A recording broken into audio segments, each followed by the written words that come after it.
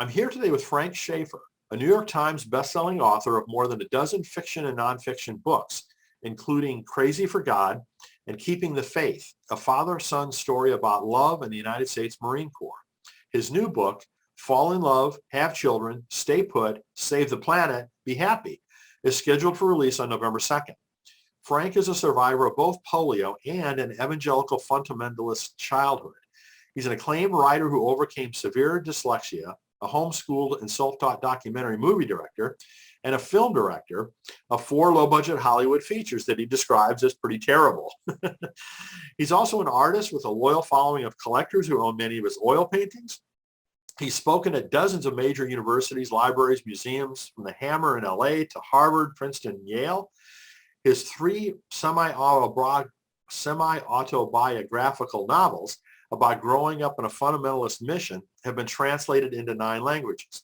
His video blogs posted on Facebook have had more than 1 million views. Frank is a guest commentator on MSNBC, has been frequently interviewed by Rachel Maddow. He's been interviewed on almost every major TV shows from Oprah to The Today Show to 2020. His memoir, Crazy for God, is used as a textbook in history of religion classes, courses on comparative religion, and sociology classes in public and private universities. You can visit his website to learn more at lovechildrenplanet.com. So, Frank, it is such an honor and a privilege to have you here with us today. Thanks so much for joining us. Thank you, Brian. And, it's interesting. We were talking for a couple minutes before we started this, and it turns out that you and I have so many similar interests. I mean, named in no order of importance, you're interested in publishing, in authors, in Black American authors in particular right now, in your grandchildren, in trying to look back from the point of view of someone in their 60s at what we've learned on the way through, and in writers in general, with Buechner and other people you've done work with and for. So it's always lovely to meet somebody that you're going to share a lot of interest with.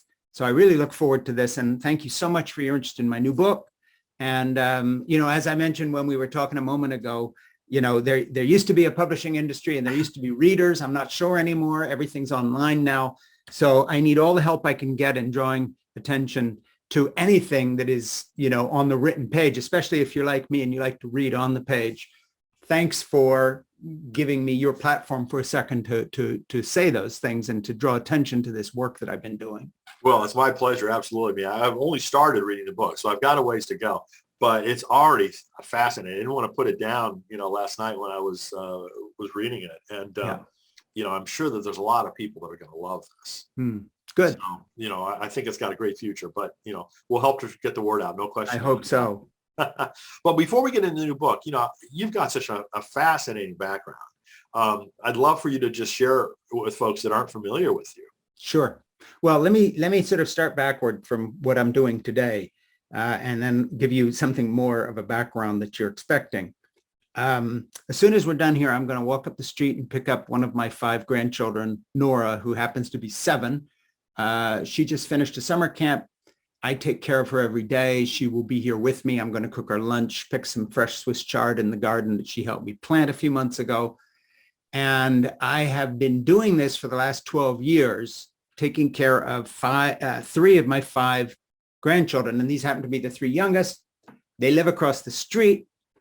Every time they walk down my drive, it's a special gift beyond simply grandparenthood, because they are the children, Lucy, Jack, and Nora. Lucy now 12, Jack 10, Nora 7, of John, my son, who was in the Marine Corps, who fought in Afghanistan, 2 tours of duty there, 1 in Iraq, back at the beginning of those interminable wars. It seems like a lifetime ago, came home alive.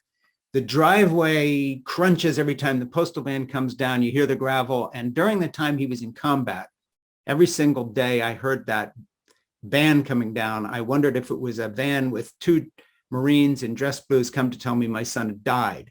Wow. So having gone through that, I've got to tell you, everything else is a treat. And it's just as if, okay, this is the undeserved happiness where other people suffered so much more, who lost sons or had people injured and so on.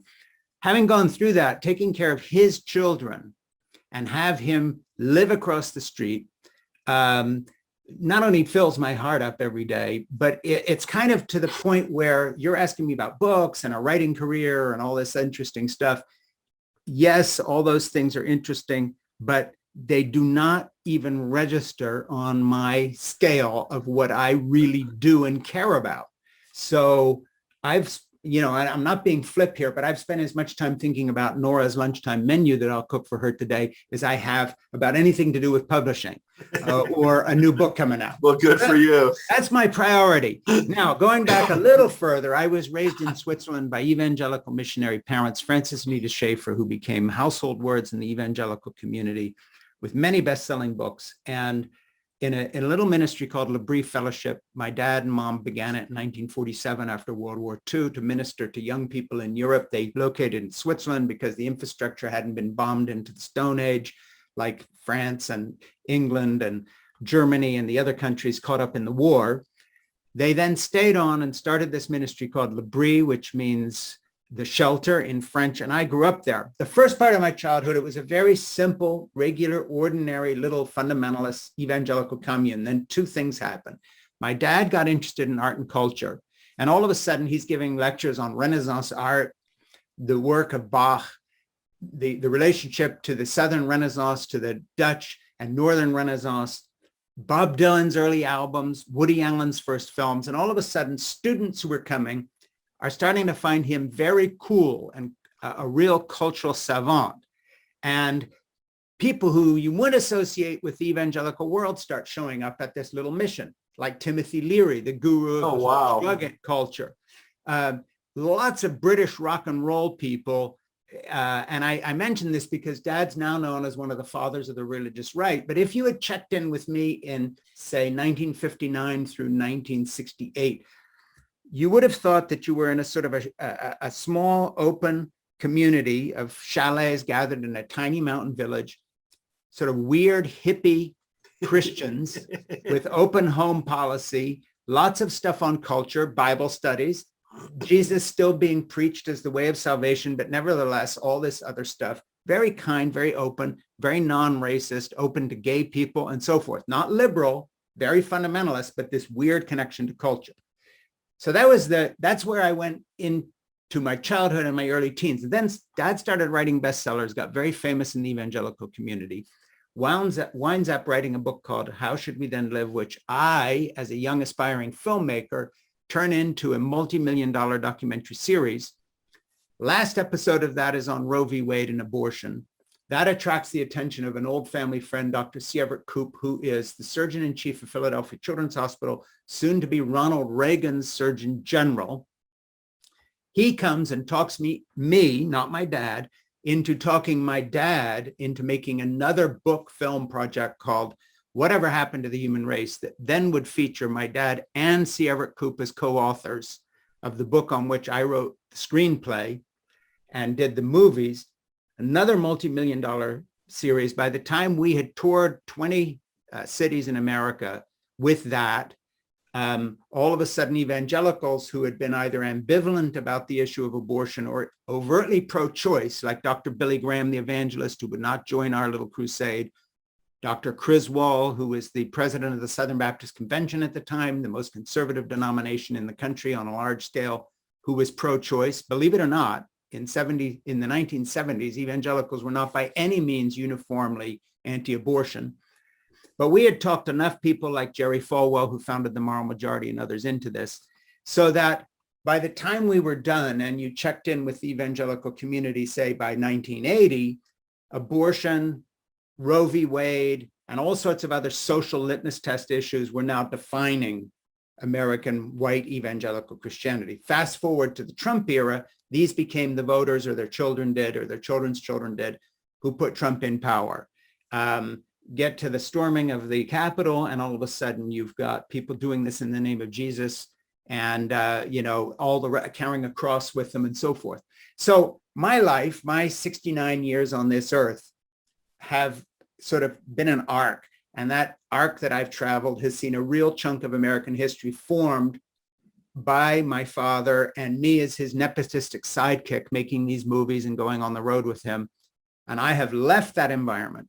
Okay, so the writerly part of me has two halves. I wrote a couple books using the nepotistic Schaeffer name within the evangelical community that became instant bestsellers, not on the merits, but just I was Dad's son. After I left the community and went to Hollywood and made some movies using the show reel I cut out of the Christian film series, cutting all the God bits. They were good enough so I could get an agent and start getting work as a director in Hollywood. And during that time, I realized I was making really shitty movies for people, not enjoying doing the projects. And my wife, Jeannie, said, look, why don't you write a screenplay based on the stories you tell our children about growing up in this crazy fundamentalist hippie commune place in Switzerland? Out of that came my first novel, Portofino, serious publishing effort with Macmillan, and then Penguin Press picked it up. It got a lot of good reviews. Two more came out, Saving Grandma and Zermatt, and this trilogy became real international bestsellers. After that, I was a, quote, secular writer, hated by the evangelical community because I was talking about the fact that I had not only moved beyond that, but I deeply regretted my involvement in the religious right and have now spent more than 35 years writing, talking, and advocating against that and trying to show there's a better form of spirituality. And then fast forward to the present, I have a number of books that you talked about, like Crazy for God, which is a memoir on why I came out of the evangelical community, and Keeping Faith, a father-son story about love in the United States Marine Corps, and others, some of which have been bestsellers, some of which have sunk like stones into a pond, never to be seen again. So I've had a writerly career. I've got maybe 12, 13, 14 books out at present. And then the latest one is this one that you talked about, which is Fall in Love, Have Children, Stay Put, Save the Planet, Be Happy. And just to be totally up to speed on that, I thought this would be maybe a year or 2 year project. And then I have some very sciencey friends. And because it gets into a lot about biology and evolution and parenthood and all the rest of this, I began to send them bits and pieces, and they kept sending me reading lists saying they liked it, but I needed to read more books, and it turned into a 5-year project. And basically, it is simply this. It is asking people to redefine what we think makes us happy and gives us joy in terms of human relationships first, and career and success as we define it, and education second. Doesn't mean it's one or the other. It's just calling us to a different set of priorities. And that's what the book is about. So that's a long, convoluted, crazy answer, but I've had a long, convoluted, crazy life. So forgive me for giving you such a... No, that's what I wanted people to hear. I mean, it is such a fascinating, to have kind of skyrocketed, within the evangelical community, with your parents, with your father. Yeah. And then basically, completely divorce yourself from that. Yes. Completely. And I don't want to say go the opposite end of the spectrum, but I mean, that's probably pretty much the case, that you've, rebelled, spoken against very actively a lot of the things that you were told, what you did, from that initial era. So, I think that I'm sure that makes for a great book with, crazy. Well, when I was writing this one, my editor, Christine Belleras at HCI Press, said, look, you have a little bit about your upbringing. It's just enough to get people interested, not enough to satisfy anybody. You've got to rewrite the foreword and tell people who you are. Yeah. I'm sick of who I am, to be honest with it. I'm sick of telling this story. I was Dad's nepotistic, greedy, young, ambitious sidekick in the 70s, okay? And I'm very sorry about what we did. But I'd just like to write a book now about relationships and children and evolution and why love makes us a lot happier than money and so forth. But I had to give a context. So at the beginning of the new book, Fall in Love, I do talk about this. And then we move on into... It's important. I think that was really wise advice. Yeah. And be that as it may. And the thing is, post Donald Trump, how am I ever going to escape questions about the religious right? I mean, it's impossible. I was there and I bitterly regret it. I've spent my life trying to undo some of the damage. And by the way, did not rebel in the sense of saying, okay, I'm done with Christianity or any sort of point on an intellectual or theological basis. Rather, weirdly, people say, well, how did you start your journey out? I began to compare all these criminal operations run by people like Jerry Falwell, Pat Robertson, Ralph Reed, and these other big-time Christian leaders who are in it for the money, prestige, and power, to my background in a genuine little faith mission before my dad got famous. I've actually seen what real Christian work looks like. He didn't have a car. He didn't have a secretary. He worked on the side of his bed in a rocking chair on a tea tray. We had no money. We ate meat maybe once a week with chicken and rice and gravy on Sunday, because the rest of the time it's all casseroles, because there was no budget. They were, Wow. they never got greedy and stole anything. When my dad wrote bestsellers, the money all went into the ministry. I had, whether you accept the theology or not, they were totally genuine. And so by the time I'd been on the 700 Club with Pat Robertson, and I'd been to Oral Roberts University, and I knew Oral Roberts and his son Richard, and I realized, excuse me, we've now become part of a vast criminal enterprise, hiding behind 501c3 status, making people multimillionaires. In the case of Pat Robertson, his family actually became billionaires, inclusive of owning diamond mines in South Africa. Wow. And Jerry Falwell lent me his jet. I flew around the country in a private jet, which, by the way, was gifted to Liberty University by Menachem Begin, the then Prime Minister of Israel, as a thank you for Falwell going to bat with him with Reagan to buy a new American radar system and jet. I mean, this is one world of crazy when you get into the religious right, as I was. So my journey out just started saying, I want to be an artist and I want to be a writer. And I thought that I could do that within the religious community, because I was an authentically genuine evangelical believer. I was raised and indoctrinated. When I began to look at the big time version of that community, it was so disgusting and so ugly and so driven by rage and hate all the time in terms of the way they raised their money. Not that the leaders cared about one iota of the things they talked about. It's all just a method. I got really disgusted. And of course, once you pull at that tapestry thread and you begin to ask questions, sometimes the whole thing comes apart. So I wound up at a very different place that I chart in my book. And one of the things that I began to understand was that our human values really come from our evolutionary past. They don't come from the Bible. They don't come from religion. They come from who we actually evolved to be. Big surprise, that's people who care about each other. Hunter-gatherer societies wouldn't have survived unless there was some sharing, some caring. And so, if you look at the science now, it's all moved from survival of the fittest, which is kind of a misinterpretation of Darwin, to a very different dynamic. And that's survival of the friendliest, those who can cooperate. And the irony of all ironies is some of the least cooperative people in our culture now are white evangelical Christians who, for instance, as we speak at this moment, are rebelling against getting vaccines because they have politicized even wearing a mask or getting a vaccine to the point where they're genuinely anti-science, not just in climate denial, but many things, homophobia and so forth. So, the crazy thing is the journey that took me out of evangelical Christianity did not make me a non-spiritual person. It made me far more spiritual in the sense of actually having a real basis in my life, which is evolutionary biology, of caring for individuals, because this is what gives us joy. This is what makes us happy. It's not that I'm some sort of special kind of nice guy that I want to cook lunch for Nora today. She is my gene pool. I care about her. Therefore, I care about this community. Therefore, I go and pick her up in public school and do what I can there to help that because I care about this. That's how the human race actually works. And fall in love, have children, stay put, save the planet, be happy is a call to what I call authentic family values that are science-based, as opposed to the fake family values we were selling as a bludgeon with which to beat women back into conservative patriarchal roles, et cetera, et cetera, et cetera. So it's kind of the sum total of a journey represented here away from fake family values to real ones. And real family values don't just include pair bonded or married families. They include non-binary people, gay people. They include people with no children at all who are still caregivers in the community around them. So in that sense, we're all mothers. And that's a non-gendered term. We're all caregivers. And our choice is, do we want to live that way or pretend that we're really here because we, studied engineering, or we're the president of a corporation, or we clean hotel rooms, and we're defined by that career. Are we defined by career or relationships? And that's really the question the book asks. And of course, I have an agenda that I'm pushing there. Well, your comment about, we're all mothers, or we should be, think of ourselves as all mothers. I was reading about it. I was fascinated.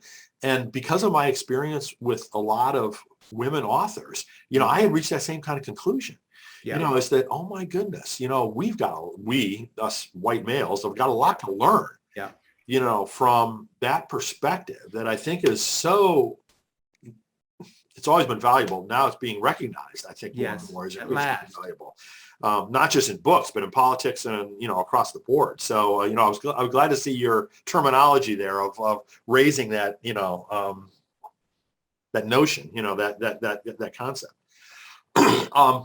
So you mentioned that it took you quite a few years to write this book. When you go back to think about how the book started, what motivated Sure. you to take that journey of all those years to write this? Well, there were two sort of big turning points that led to this book. My books, I have written novels, but my nonfiction is rather biographical. Like I wrote about my son. I wrote with my son, keeping faith while he was in the Marine Corps, because that's what mattered most to me then. I have 5 grandchildren. 2 of them are grown and they're in 20s and they grew up in Europe. And the 3 littlest who grew up here are growing up here. We started doing childcare for. I began to compare my involvement with the childcare that I was giving them and the knowledge I was bringing to the table as a grandfather compared to my woeful ignorance when I was a father as a teen, after I got Jeannie pregnant when we were 17 and 18 in an evangelical fundamentalist community, no less. Couple things, looking back at that, we were so fortunate that that community, while it got many things wrong, I think, got one thing right, and that it was incredibly supportive of young families or even parents or single moms or dads, irrespective of whether they were pair bonded or married or whatever. And so, my early opposition to abortion was really unfair because I was comparing other people to Jeannie's in my situation. We were teen parents. We kept our baby. Yeah, you kept your baby, all right, in a community that gave you a free place to live, paid all your medical bills, health insurance, a stipend. You could eat in the communal dining room for 5 years. Wow. Until we had our second child. Wow. So basically we had moved to modern Scandinavia. Yeah. We had a whole social picture. This is an evangelical fundamentalist community. So my saying that, I was pro-life at that point against pro-choice people was based in the fact that Jeannie and I had been handed what no one can even dream of when they're older, let alone as teens who get pregnant and they haven't, finished school, done anything. We were given total support. So you combine that with the love and the joy that I have found in taking care of these 3 of my grandchildren here, my Marine son's children, and retrospectively looking back over my life, I have learned that to give people real choices is the only pro-family stand. And that means to give people a legal right to abortion, contraceptives, and all the rest of it, but also a legal right to support and childcare so they can have a career, and a culture that does not have all this macho, testosterone-driven career bullshit that then transmutes to men and women where if they take some time with a child, it hurts their career because they're not as serious about their career. Why can't somebody leave work, male, female, non-binary, whatever, go take care of a preschool-age child, have that recognized and financially remunerated by the state, because it actually is cheaper than what the state is going to be paying later in not just broken homes and criminality, but also less dramatically in everything from healthcare to a bad educational result and so forth. Well, this is a no-brainer. And a lot of countries like Finland and Iceland already do this because it actually saves the government, quite opposite of socialism. So in my book, I have a legislative program that would change the way we see these things, but it's more than that. I also lay out, besides the legislation we need, a program to socially reorient ourselves in terms of childcare and who stays home, who goes back to work. We should be at a place where you never make an assumption about the gender of the person doing childcare, where it's an open question with a couple or even a single mom who is hiring somebody or having someone care for them. There should be no kind of gender bias whatsoever in this area. It isn't. Childcare biologically and historically is not women's work. It is community work. And the reason for that, as I go into in my book, is just straight off evolutionary biology. Humans would kill all their mothers instead of some of them when they're born if they were born with fully developed brains. Our brain is about a third of the size. Our head is about a third of the size when we're born, as it would be if you went to gestation, full gestation, which would be about 3 years in humans. And of course, all our females would die. So all our babies are born premature. They have long childhoods because of the size of our brain development. This means other people besides the biological mother have to be involved. It has nothing to do with modern industrial complex where people have to go off to work outside the home and professional childcare. This is the way it's always been. So this weird biological evolutionary thing happened. The father developed feelings of love and oxytocin levels and hormonal levels for babies, very similar to females if they have a relationship with a child. Not only that, perfect strangers did, grandparents, nieces, aunt, nephew, other people in the village. We've always made child rearing a communal effort. Only in the quote modern world, which actually is a very backward world, have we sort of broken it into these bite-sized pieces where there's childcare professionals and then other people have quote serious jobs. The seamless garment of human community revolves around how long it takes to raise children. This is where all our institutions come from. And it's where the institution of marriage came from, some sort of cohabiting, pair bonding that was serious enough to keep things together. And then we gave it a religious spin, et cetera, et cetera. But it's all cart and horse. Really, the order of things is that we evolved to survive because we evolved the capacity to feel love. Love is not some touchy-feely holiday gift card deal. You know, love is an actual thing that can be measured. It can not only be measured in humans, by the way. I have a whole chapter on how it's measured in dogs and that we should learn from dogs. And we should even learn from trees that support each other with root systems and shared nutrients, et cetera. The whole of the biological world that we live in is one of mutual support. And we've broken it into these tiny pieces where, okay, a woman now has a career, so she's got to wait until she's 47 to have a baby because we've told her you either have your career as a high-powered lawyer and judge or you can have children. You cannot do both. And now she's spending $180,000 on in vitro fertilization, something Michelle Obama talks about, by the way, very honestly in terms of her own life trajectory. She's one of the few people out there who dares to talk about biological clocks and stuff like that. She's great. So when you look at it, the way we have organized our culture around career means that we have basically disfavored child care. We have made caring of all kinds secondary. It's women of color who are caring for elderly people, young people, children, and they don't get paid and they don't get benefits. And yet actually they do the only, seriously, the only job in culture which you could actually say is strategically absolutely necessary. Everything else can go away or there can be less of it, not this, or the whole culture dies. And yet they're the worst paid people. And somehow some CEO of Google, gets trillions, millions, billions.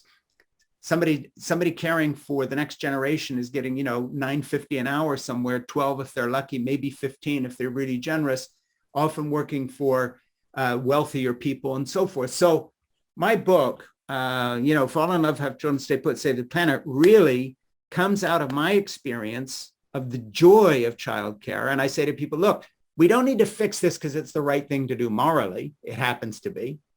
We don't need to fix this because it makes sense economically. It happens to. We don't have to fix this because, there's some call in the Bible to treat your neighbor as yourself. There is. We have to fix this because you can't be happy in a culture like ours. And I can prove it because in my book, I have all the statistics on the studies of loneliness, of teen suicide, of the number of deaths inflicted on cops by their handgun. 4 times more cops kill themselves with their sidearm than are killed in the line of duty. Every place you look at our culture driven by this sort of testosterone-driven toxic masculinity, which then, by the way, we say to females, oh, you can be like us. Pretend you don't have families. If you get a call when you're doing a school pickup, tell people you're at the office because otherwise you won't be respected. Because by the way, childcare and family are not respected. So my book is a call for a revolution and a movement. And that is to undo American capitalist society as we know it, that is driven by only one set of values, shareholder profits. And I say instead it ought to be driven by the quality of our relationships and the joy we experience in life from those relationships. And that is across the board, as I say, as much about non-binary gay people and as much about females as males, as much about pair bonded people and single people without children, doesn't matter. Our definition of success and what we find joyful has to change, or all the numbers are going to keep going south on things like loneliness and depression, the inability to maintain relationships, et cetera, et cetera. Everything that we're suffering from relates to having the idea that you are defined by your work and not by the quality of your life. Duh. It is a no-brainer. And the other context that the book comes from is COVID, because I had just sort of wrapped this thing up and found a publisher, and all of a sudden the whole pandemic began to hit. And I thought, I hate to say this, but this book is at the right time, at the right place, because now our entire society is having to rethink this, not because Frank Schaeffer wrote a book that no one will pay attention to, but because we have been forced to stay home and confront the fact that all our patterns of life have been broken. And lo and behold, some males have found out they actually like sharing the work with their spouse of childcare. Lo and behold, some very careerist males and females and non-binary people and gay people and straight people and black people are finding that they'd like to actually keep working at home and that their job sucks, even though it was sold to them as their big ambitious thing. And lo and behold, a lot of students who were bent on college and had done all this fancy stuff to try to get into a great school find that they're doing remote learning, and that the kind of mystification of the college experience is gone. And the fact that they have an Olympic-sized swimming pool or single bedroom dorms is gone. You're home living with your parents. You're thrown back into primary relationships. And now let's just see what you're made of. And everybody has been sort of rocked back. So the book comes out in the context of a culture that is actually asking these questions. When I started writing this book 5 years ago, there were some editorials by women who were having trouble with IVF or something on maybe miscarriage, insensitivity, people not looking at this carefully, or moms who had high-powered careers having trouble with childcare, or maybe a little murmur somewhere about all the women of color who work for rich white people and don't get paid to do childcare, but it wasn't a movement. And now, quite honestly, I would challenge anybody listening to this, go through The Guardian, the New York Times, the Washington Post, the New Yorker, the Atlantic, go through the last 3 weeks of any of this stuff, and you will find not one, not two, but dozens of articles related to back to work concerns. Google, for instance, just a few days ago, said that their workers were all going to have to take a pay cut if they choose to stay home because they're trying to get them back to work.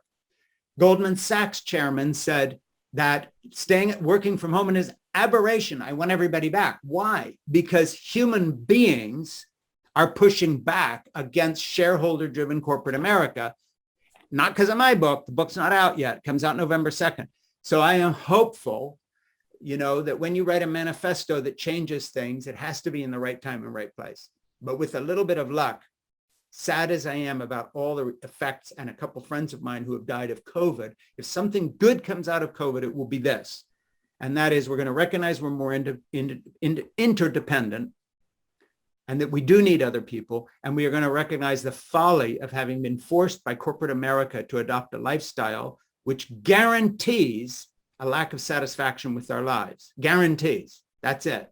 So let's stop looking at gross national product to define everything, and let's start looking at happiness. Let's start looking at joy. Let's start looking at relationships. Let's start having the quiet moments, not forced upon us by a global pandemic, but chosen.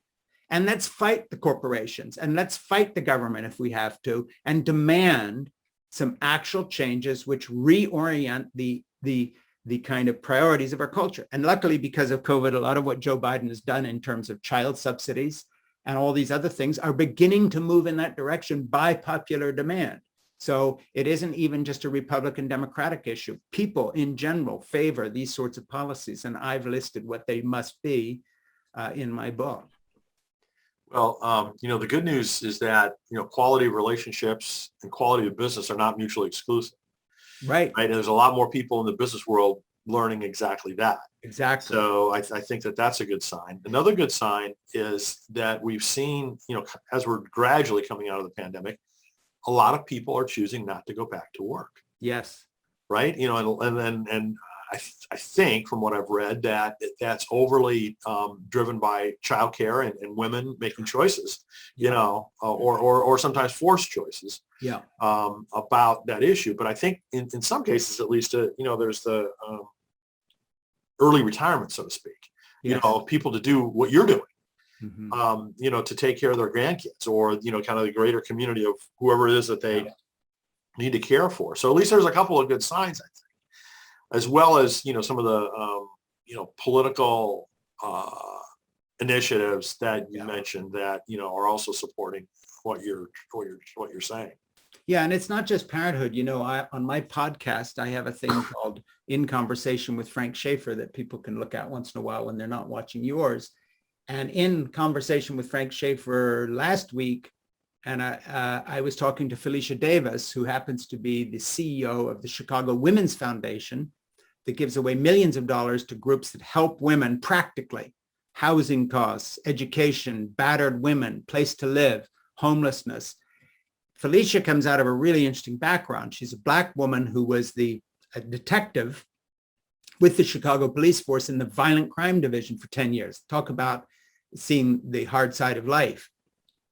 After that, she worked with Rahm Emanuel when he was mayor of Chicago, and in a very senior position. And now she's the CEO of the Chicago Women's Foundation. Well, I asked her something really interesting. I said to her, in your experience, have you ever had to kind of try to hide what you do as a caregiver in order to bolster your career? Because I have some women friends who said, and men too, by the way, that they aren't honest about child needs. They're doing a school pickup and they say they're going to run an errand or to the office because you're not taking it seriously if you're a caregiver. So she laughed and she said, tell me about it. We could do a whole episode on navigating that. She said, I'll give you an example from right now. And she's a mother on top of everything else.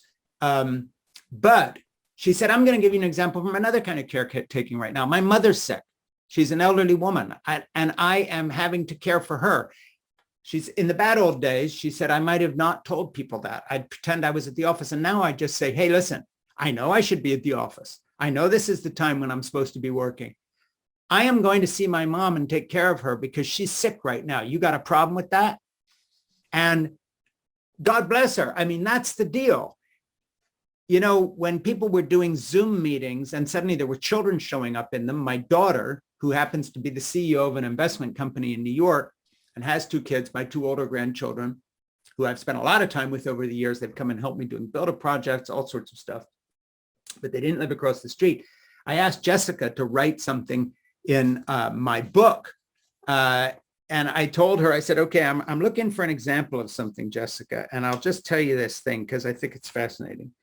And I'm reading this from the forward. As my daughter Jessica, CEO of a green energy investment company in New York, put it, quote, businesses were established by men. They pretended they had no families. Families and women stayed home. When women joined the workforce, the deal was we pretended we didn't have a family either and played by men's rules.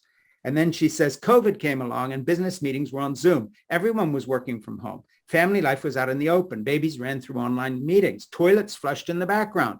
I was meeting with the president of a bank on Zoom yesterday, and he whispered, I have to talk quietly or I'll wake the baby. She just went down for a nap. This is the bank president. That's great. Not only were families suddenly visible, people seemed to be getting used to the fact they didn't have to hide them. And then another, that's my daughter, by the way, and another woman friend of mine, commented on the fact that whether it's a doctor's appointment or maybe a school event, when I'm on a professional call, I find myself not wanting to admit where I am. For instance, I say I'm at the office, not doing a school pickup. I wouldn't say that I've completely stopped doing that these days, but after COVID, I'm much more forthright about my actual life and priorities. And if you want to know what the problem is, it's really outlined in The Power of Giving Away Power by Matthew Barzon, who quotes his Simon Sinek, who was his editor, as saying this: our society has overextended on rugged individualism. We emulated the big personality leaders who presented an image of the, quote, strong man, the genius in the room. As the high-performing individual became standard, company structures transformed to feed the beast. They adapted their incentive and reward systems to recognize individual performance almost exclusively. Ethics, teamwork, and leadership qualities seem to fall by the wayside when we evaluated people for promotion. Well, it goes even further than that. Women and male caregivers as well, and non-binary people who have experience, say, in caregiving of a mother or a friend or a relative or someone they saw through the AIDS epidemic or a child. How many times do you see that on a resume? I'm qualified to be bank president because I've been a damn good mother managing 4 people's schedules at home. And I learned more there, which my daughter will tell you as a CEO of an investment company, that she learned more being a mom juggling those events with her children than she did from any business training. How many people are forthright about that? How many people think about that? Yeah. And, so I know a woman who, by the way, I'm going to interview on my podcast, In Conversation with Frank Schaeffer. I just had her drawn to my attention to. She has just started an organization that has a really simple title: include motherhood in your resume. And that's the whole organization. And I think she's going to have a lot of women and some men too who want to sign up. Why shouldn't we include parenthood in our resume? So, that's the whole package that I'm talking about. And I think, and I hope that because of COVID, it's going to find more of an audience that might have otherwise, because I'm not asking these questions into a vacuum. This isn't the first time you've heard of this stuff. It's all over the place now. It wasn't when I started the project. It is now. And I would like to provide the actual agenda to people who basically say, hey, read what he says. That's what I'm hoping the book does. I think the timing of it is excellent. I think your choice to delay introduction of it was really, really smart. Yeah. Well, that was my editor, good old Christine Blair. Well, I think it has a lot of relevance, right now that, wouldn't have been as evident back then. I know you talk about this in the book, but what, kind of quickly do you have in terms of advice for people who are struggling with the whole work-life balance thing? Well, who am I to give anybody advice? Because I sit in a privileged position. I'm part of the white ruling class. I'm a male. I'm totally aware of that. That's why I quote people like Nicole Lynn Lewis, who's written this wonderful book called Pregnant Girl, who's a Black activist, started a whole organization to help young people who get pregnant in school finish their educations. There are people like that out there more qualified, like Nicole Lynn Lewis, to give real advice, because she struggled from a much harder place than my place of privilege.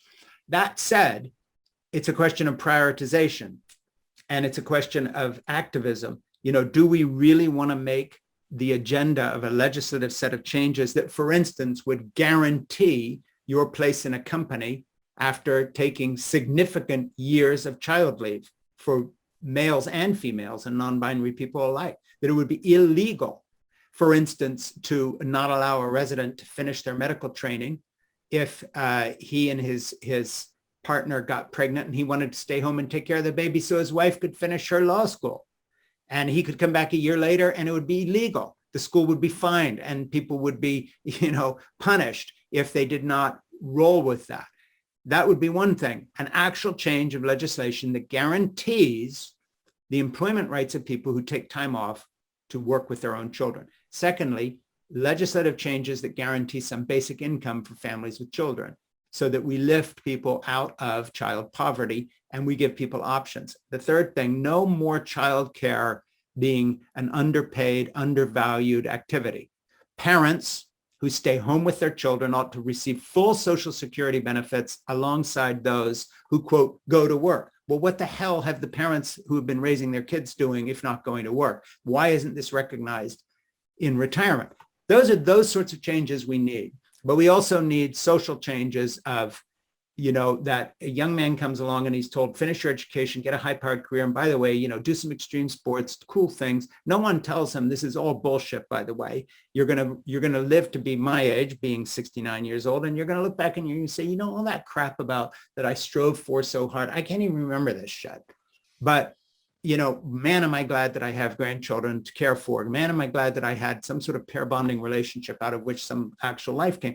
Let's tell younger people the truth. Life is really long.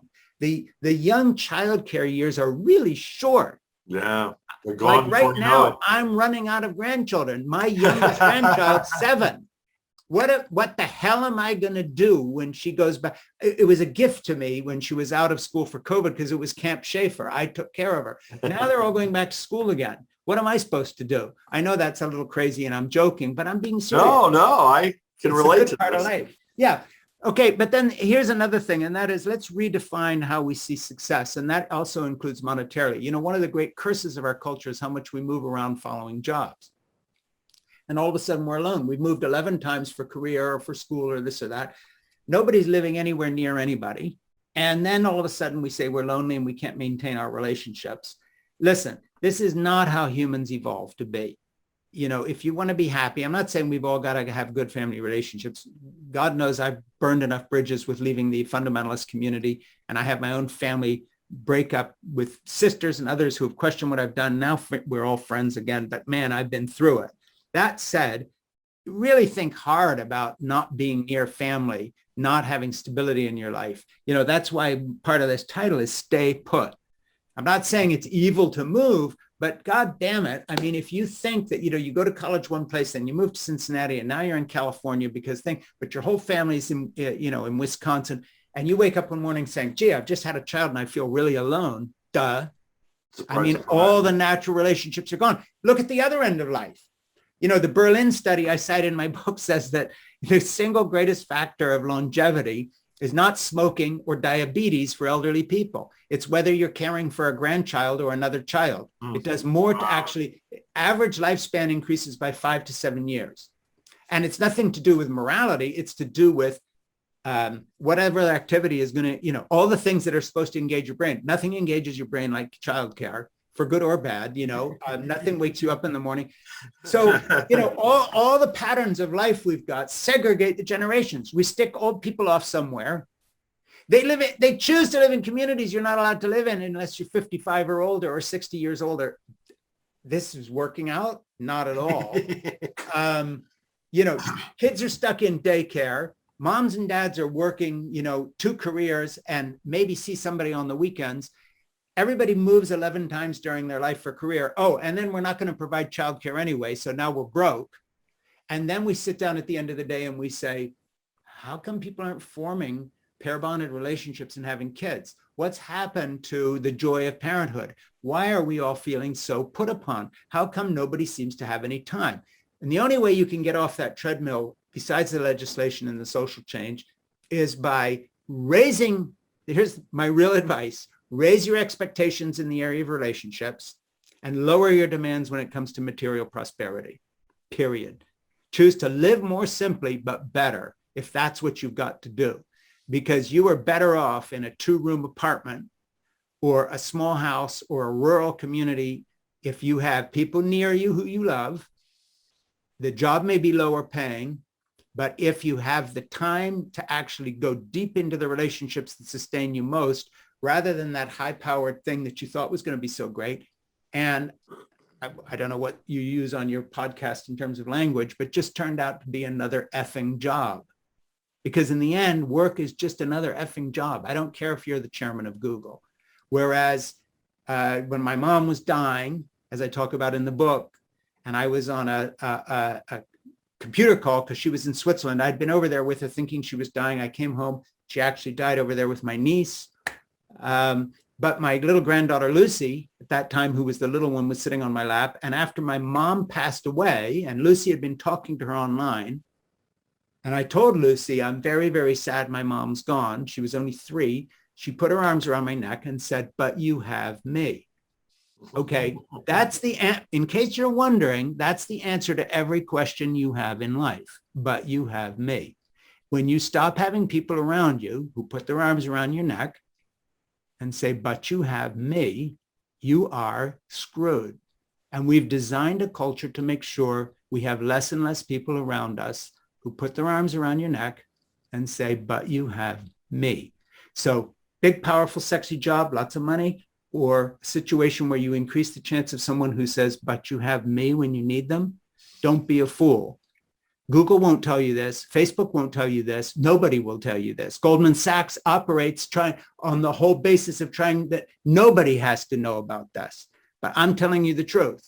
If those 2 paths are forming, whatever decisions you're making that put more people in your life who put their arms around your neck and say, but you have me, whatever the situation, compared to this high-powered, sexy career bullshit, take the path that leads to people. Now, nothing's perfect. It's not one or the other. We all have to earn a living. I'm sitting here pushing a book on a podcast that I want to sell because I spent 5 years writing it. But you can make choices. I'm doing this sitting talking to Brian, and I'm not out there somewhere on a speaking tour of the college circuit, because guess what? I might sell less books that way because I've done a lot of speaking in my time. I don't care, because I want to be here for Jack, Lucy, and Nora. That's what I really, really care about. They need me to put my arms around their neck and say, but you have me. So I've made some choices. I earn a lot less money than I would otherwise. Jeannie and I took Social Security early and therefore got a little less to compensate for the fact that I had stopped in the big striving thing. We've got our Medicare going so we could work less and do more with these children. And the result is I have more people around me who say, but you have me. And I think it's the best trade I ever made. So we can all do that in various ways. And it's a question of setting out life priorities and then doing our best. And we're going to fall short, but we do our best. That's my best shot. Well, Frank, thank you so much, first of all, for doing this. It's an amazing book. I think it's like going to be great reading for a lot of people. Some people are going to have a hard time, taking that advice, right? I mean, it's one thing for people like you and I in our stage of life. It's another thing if you're in your 20s or whatever. It's a little bit harder to swallow, I would suspect. Yes. But, I think having said that, there are a lot of people already that are realizing, some of these lessons that we've learned. So in any event, let people know again where they can find the book. Okay, well, the title is Fall in Love, Have Children, Stay Put, Save the Planet, Be Happy. My name is Frank Schaeffer, and you can do me the most good if you happen to like this message by doing two things. You can pre-order it on Amazon, and ironically, that means more small bookstores, independent bookstores, if that's where you buy books, they will stock it, because sadly, everybody hates Amazon, but everybody looks to the ratings to see if a book's serious. It means my book will get reviewed more. It'll be noticed more. It'll be in more small bookstores.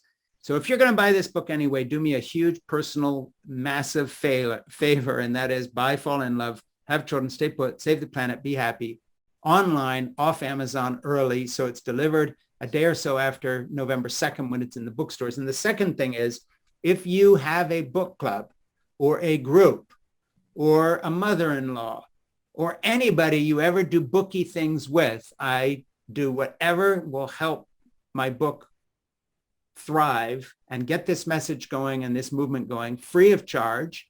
I will do a Zoom call.